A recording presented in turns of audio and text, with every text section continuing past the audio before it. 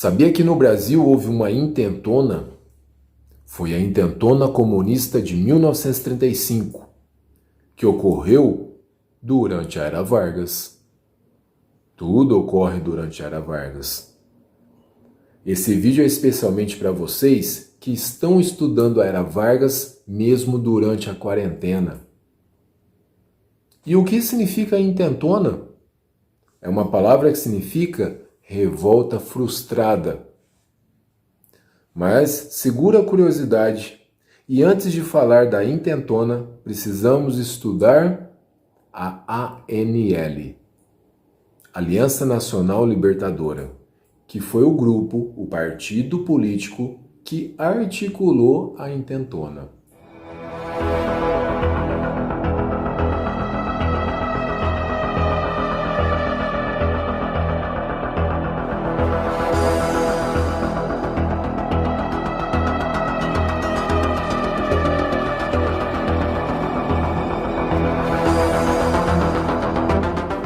A ANL foi criada por um grupo minoritário do movimento tenentista. Aquele movimento da década de 1920 era um grupo pequeno,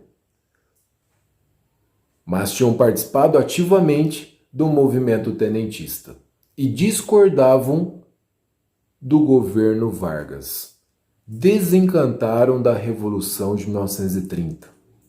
Não concordavam com os rumos da República após Vargas tomar o poder. Eles tinham algumas reivindicações bem claras.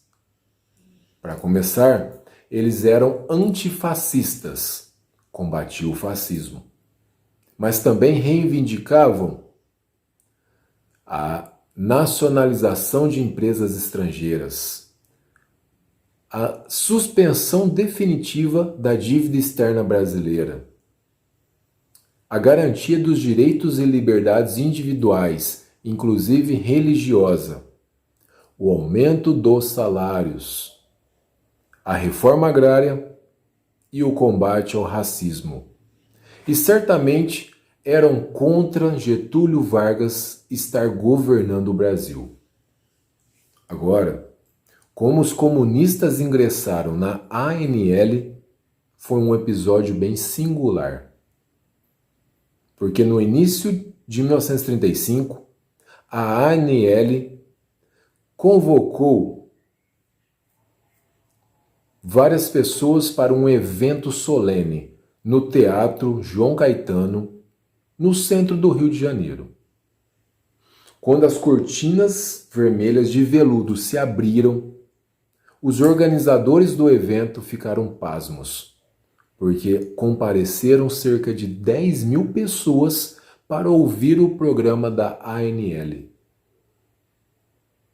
E no final desse evento, um estudante de direito, um jovem estudante, que estava muito nervoso, mas era muito bom em oratória, e esse estudante chamava-se Carlos Lacerda, subiu ao palco.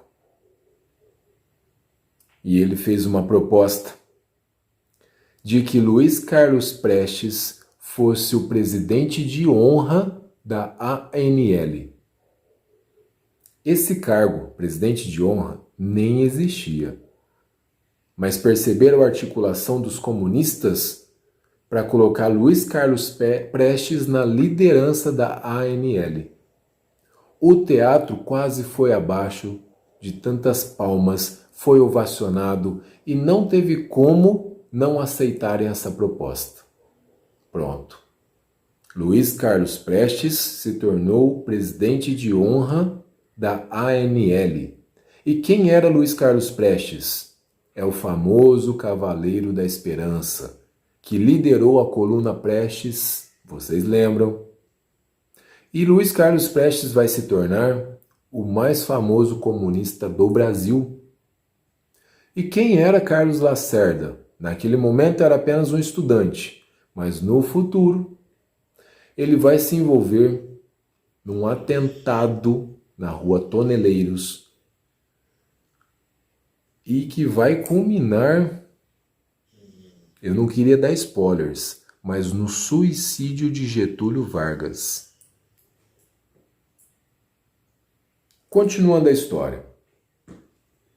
Assim que Luiz Carlos Prestes assumiu o comando da ANL, lá em 5 de julho de 1935, ele publicou um manifesto.